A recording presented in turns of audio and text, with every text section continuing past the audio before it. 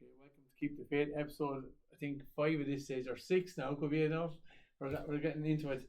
But Brianna here, Regan O Regan here is from. It's hard to know. She's saying she's Mount Sign, but she's hurling at De La Salle, playing Camogie De La Salle. I suppose there's no Camogie club set up Mount Sign back then, was there? No, Is that what happened? unfortunately not. I finished up with the boys under 12 and I had to Oh yeah. go find a club then, and thankfully De La Salle was Yeah, at my Joey neck of the Carton wall. had to answer the call. And were you the same age as Beth, or Yeah, so would same you age, yeah. were you hurling together or against each other when you were with the boys? Oh jeez, I actually don't know. I can't remember, to be honest. Now. Yeah. Yeah. Just I curious because presume I was. we set up the club in Baidoff 3 years ago, and they're all hurling the boys, Yeah, and it just came to our attention that they're good, yeah, and where are they going? yeah, So- exactly. De La Salle. So if you didn't like, was there a stage where you weren't going to be playing, or you might be giving up, or were you always going to pursue a club? I think I was always going to find a club, but sure. Yeah, De La Salle was there, and probably Yeah. always was there. I'm living beside your neighbours. Do you know that? I know. Damien. The cousins. Yeah, they're good. They're good neighbours. Look, plenty of dogs and Winning dogs. winning yeah. dogs. Yeah. Mate, he's winning me. Yeah. Yeah, he's doing well. And so you're in De La Salle a year, and your first impressions? How's the year been for you in De La Salle? Yeah, great, and it was very welcoming school, and the staff and the students are brilliant. Like, so yeah, no, nothing but good words to say. Now, come here. Going into your job, you're an SNA in school. So why did you pick that career? I suppose doing the cool camps and kind of helping with younger athletes and stuff. Yeah. I suppose you always want to give back to people and stuff. Yeah. So yeah, no, it's a rewarding job at the end of the day It is. when you see a student doing so well. Yeah. And then getting the grades that they're well capable of doing, and Yeah. having a smile on their face. Exactly. It's brilliant, yeah. Yeah. So that's what I wanted to do. And who when you were growing up, like as a kid, who kind of was a role model for you? Like, there wasn't too many role models in Camogie. There wasn't. It's bigger now, like. But who was the role model? Not just as a sport, but in everything in life. Who guided you? I suppose my granddad would have been there, yeah, Yeah. the whole way up, and he's one of my role models anyway. The person I look up to and the person I go to when I have a problem. Won't go to the grandmother now because she'd say something to me now, she'd give out to me, but yeah, no, tell me to cop on. What's the granddad's name? Pa. Yeah. Okay. So just this reason we run this podcast, I suppose, is it's not necessarily for the young lads. There's a few here in the room here watching it here. So we always like to have an audience, get a reaction from them. But just for the, I suppose, those in their 20s and 30s, sometimes they get lost. You can look at the girls in your own that maybe you went to school with. They're not really.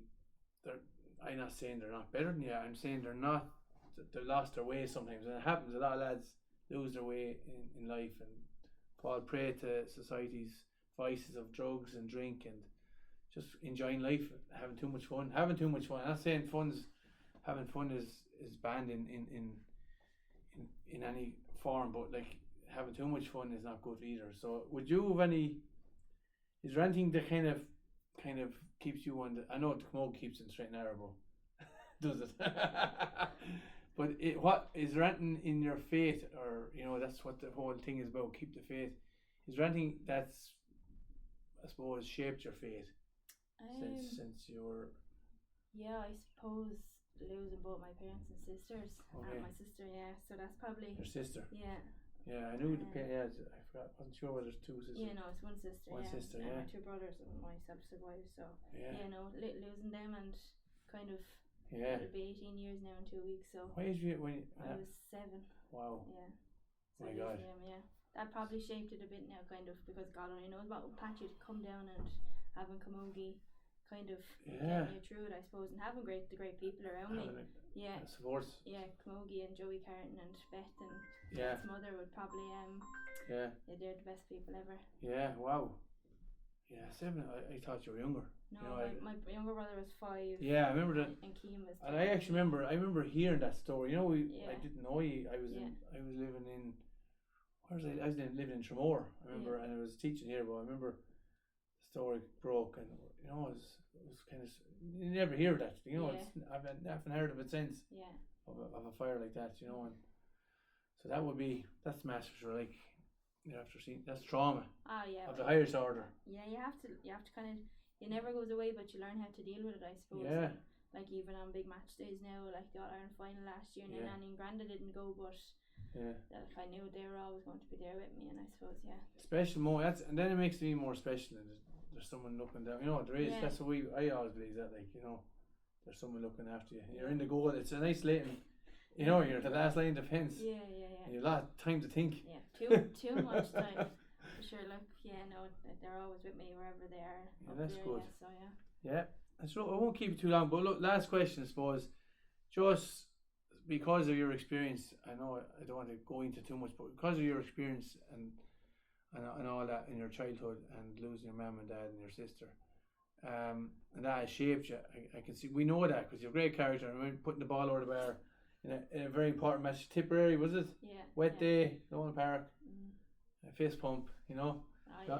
But they're the moments, right, you live for, and a few of the boys are here playing big matches as well, hopefully in the future. But would you have any advice for anyone there? And that's not just athletes. We're not talking about sport in general. Just for anyone with a immediate problem or have a difficulty. What would your kind of advice be to anyone that has any major trauma in a bad situation? What would you suggest to them they could do, or advice? Well, I suppose talk to people and just kind of have a journal, I suppose, because there was a few rocky patches there where I went through with self-harm and stuff. So I'd have a journal and write it down and even talk to people.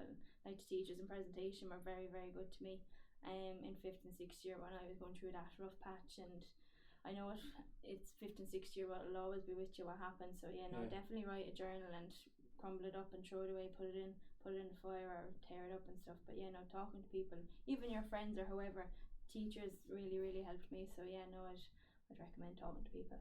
That's brilliant. I know. Thanks for coming in, and I kind of started yesterday. You didn't say no. I know, yeah. I know. You weren't going to take no for an answer. No, I was going to.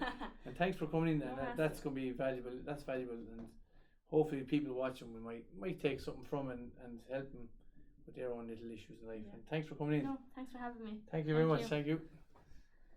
That's it.